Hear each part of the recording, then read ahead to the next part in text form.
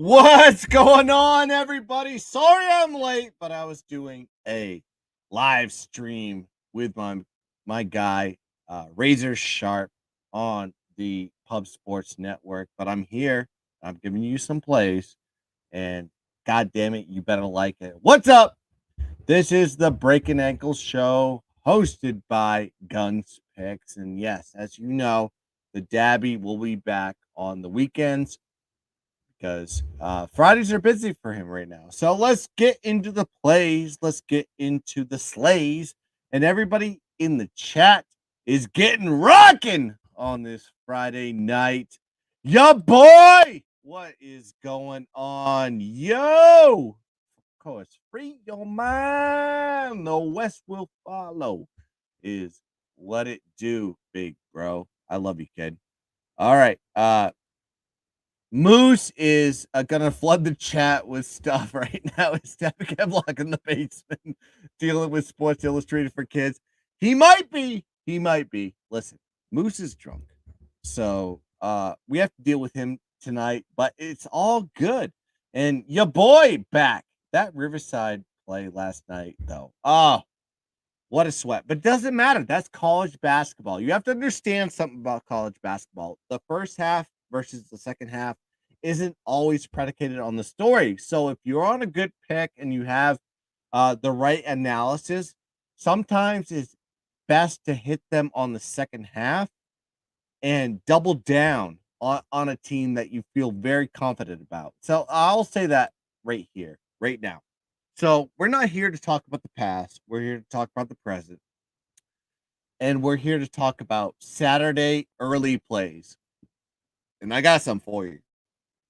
So let's start this off right here with Michigan versus Iowa. It kicks off at Carver Hawkeye Arena, Iowa City, Iowa, 12 p.m. Eastern Standard Time. And I'll be rocking the favorite on this one, Iowa -4.5 as the play. Listen, Michigan State is coming off a 15-point win over a ranked opponent in Indiana, 80-65, 15-point gap on that game. 3-1 against straight up and against the spread in their last 4 games. Now you have Iowa coming off back-to-back road losses versus Wisconsin and Northwestern. 1-5 against the spread in the last 6 games. So you're asking yourself, why are you backing this Iowa team? Because Iowa needs a win more than Michigan State does.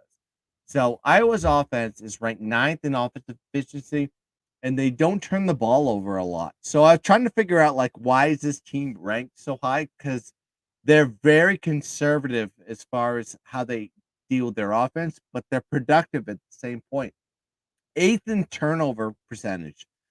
So that is a good stat for me as a capper, because I think if a team doesn't turn over the ball a lot, like, you have to back that team a lot in most situations. So you have to go look at Michigan State in this one, ranked 26th in defensive efficiency, 27th in defending shots, 346th in creating turnovers. So it plays perfectly to what Iowa does well versus what Michigan doesn't do well. They don't create turnovers, and you have a team that doesn't turn over the ball a lot. So I like teams that don't make mistakes.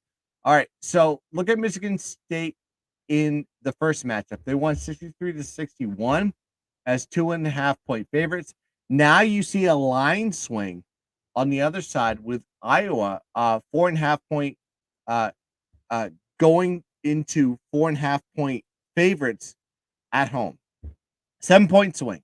All right. Now you got to look at, like, how Michigan State performs on the road.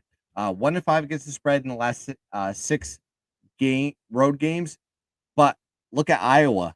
They are dominant at home. 12-3 against the spread at home this season. I got to take Iowa in this. I know that Iowa has not been playing well lately, but they're in a perfect get right spot with a Michigan State team that doesn't perform on the road. So I'm going to be taking Iowa -4.5 as the gunner. As we go down the board, I got to go talk to the chat because the chat is rocking tonight. Oh, it's just basically Moose and Dabby arguing with you. I'll give you this one. Let's fucking go, guys. That is my partner. He ain't with us tonight, obviously, but guess what? Saturday and Sunday, we got plenty of plays for you. I am telling you, this is the spot to be on the Sports Wagering Network. Let's go down to the plays. I have 4 plays for you tonight, so hopefully you can stay up with me if you're still awake. Let's talk TCU and Texas Tech, 12 p.m. Eastern Standard Time, playing in United Supermarkets Arena. And god dang, am I going to be taking Texas Tech in this one? -2 as the play. Let me tell you why.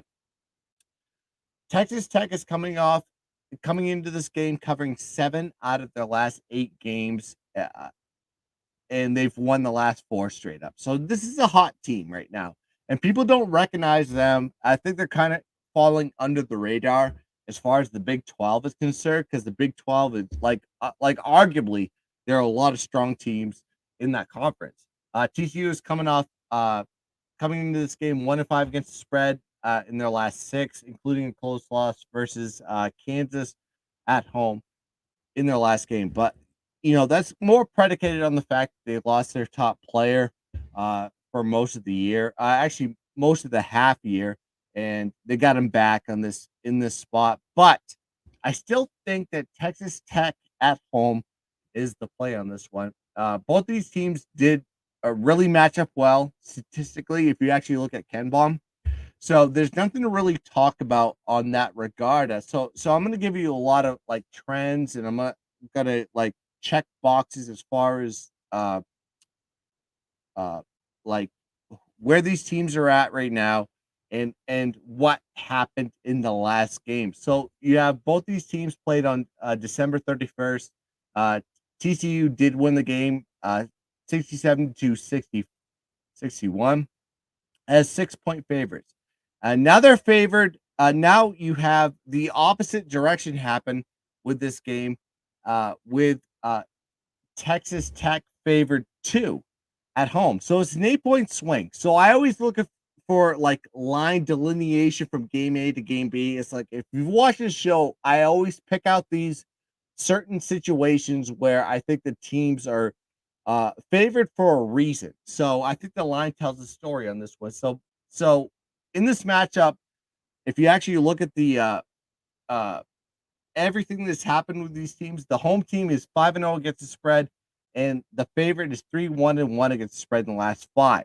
Now, Texas Tech has covered 4 out of the last 5. They didn't cover the last one, so I think Texas Tech is in a get right spot at home versus a TCU team that everybody loves. They are very much a darling, especially with Mike Miles coming back for TCU. I think this is a perfect spot to take Texas Tech at home, a team that can defend the ball very well against TCU. So give me the Red Raiders -2 as the play.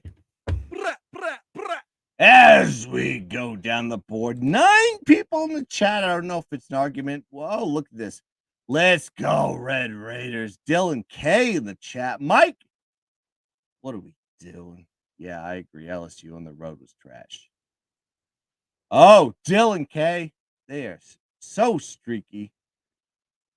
And Alfonso saying guns with an apostrophe. I don't know if he does. He's got a grammatical error in this one, or if he was trying to put out the gun like he was doing there. Dylan K says TCU first half. This is going to be a great game. Yeah, I agree with that one. Like, listen, like this is a Dabby Cab Guns type of situation. Like he loves first half. I love the game. And you could see that situation that you could see TCU up. But, however, I think you could double down on Texas Tech at home, like in a perfect spot on this one. So that's why I'm taking this play on this one. All right, we're moving down the board on this one. Now we're getting out of the noon plays and we're going into 2 p.m. Eastern. All right, Texas versus Baylor. It feels like I'm taking a lot of Big 12 plays on this one. but I'm not. I'm trying. Like, I just want to hit the big conferences on this part of the slate, as we will come back tomorrow, me and Dabby Cab, for the late games in the afternoon, after the like late afternoon slate, Eastern Standard Time. But let's talk about this game right here.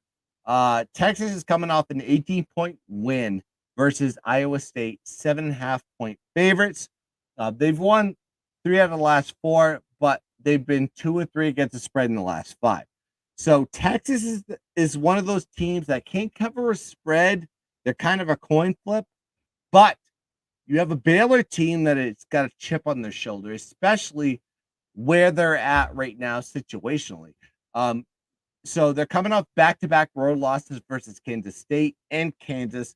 4-2 against the spread and straight up in the last 6. So those 2 losses and against the spread were the only 2 that affect them. So I think going back home is going to be a get-right spot for them.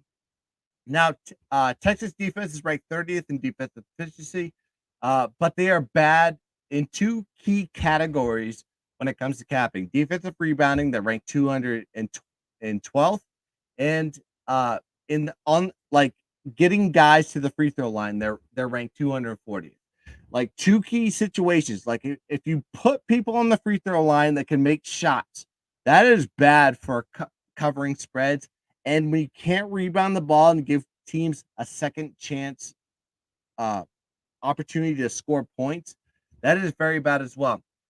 So Texas in the first matchup won 76-71 as 4-point favorites. Now you see the line flip to the other side for Baylor at -3. So 7-point swing in the line.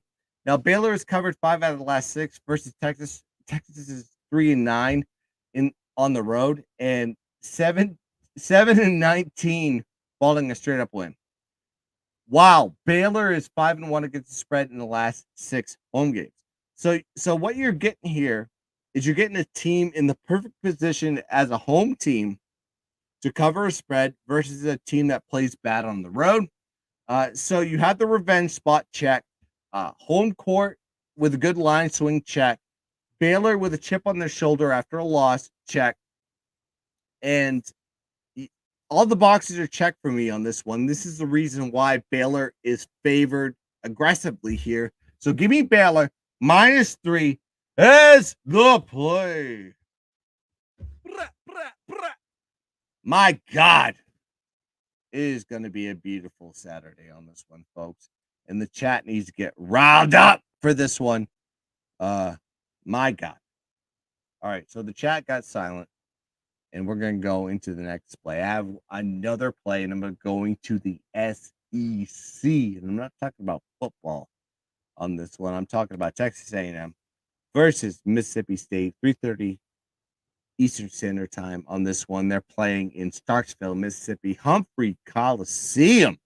And I'm just going to go with the money line on this one. I'm picking Mississippi State to win the game on this one. So let me tell you what. Texas A&M is coming off winning 6 straight and coming off a big, humongous win at home versus Tennessee, 68-63, as 2-point favorites. So I think it's the highest of highs. You're due for a regression. You have to go on the road. I doubt the motivation is going to be there for this Texas A&M Aggies team. Now you got to do let's talk about Mississippi State. They're playing really well as well. 7-1 straight up and against the spread in their last 8 games, and we'll have a chip on the shoulder because they lost the last game in overtime versus Mizzo by 2.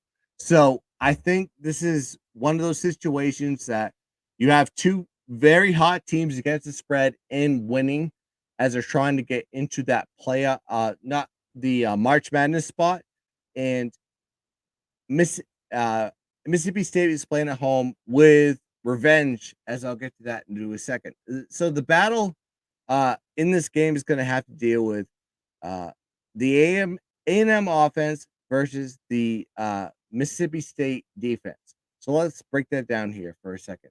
So A&M offense is ranked 23rd in offensive efficiency, 214th in field goal percentage, 188th in turnovers, and 8th in rebounds. So this is going to be the key point in this one. Can Mississippi State rebound the ball on this good rebounding team as A&M is? Because they're a bad shooting team altogether, and also they're bad in transition. They turn over the ball a lot. But when you look at Mississippi State's defense, they're ranked 4th in defensive efficiency, 10th in defending all shots, 21st in turnovers, and 209th in defensive rebounds. So that's what I'm trying to tell you. It's going to come down to, in transition, can Texas A&M move the ball up the court, or they're going to turn over the ball? You saw during the that back end of the Tennessee game that I felt like the defense for the Vols kind of failed them there. It won't fail them for Mississippi State in this one. And plus, you have Texas A&M coming off a big win versus a top 10 opponent, and now you have them as a dog playing on the road barely in this spot in this one. So Mississippi State needs to win this more than anybody, because they have 10 losses on the season, where Texas A&M has 7. So now we're getting down to March. Who needs to win more than the other team? And you have the team at home. So Mississippi State is in the perfect spot in this, in my opinion, on this one. That's why you're taking them on the money line in this one. So A&M, the first matchup, they won the game 64 to 60, 67 to 64. So there's the revenge factor in this one. So, with all that being said, everything applied on this one. You have to be taking Mississippi State money line minus 110 as the play on this one, as we're firing shots across the board. As we get back to the chat, Mike, Mississippi State, he says, "What's up, guys? Let's get it." JR Black, what's going on, my friend? So many good games tomorrow. Yeah, I think so too. But like, this is the early half, so I'm hitting everything from 4 o'clock up, because me and Dabby will come back again for part 2. Let me get to Mike's question on this one. What do you think about NC and Virginia game? I mean, usually you take Carolina, but you know what? Carolina is just it's a team I can't trust altogether. It's just a game I just wanted to lay off. And the same thing with Virginia. The ACC is very hard to cap altogether unless you just like blindly take in Miami. So you have to like treat everything like a small situational play, but I don't know. I don't like playing with the ACC. I'd rather play in the Big 12, rather play in the SEC, and I'd rather play with a lot of the lower conference plays on a lot of these spots, as I'm wearing the buy hat in Baylor. All right, so to recap, if everybody wants to know what my best bet is going,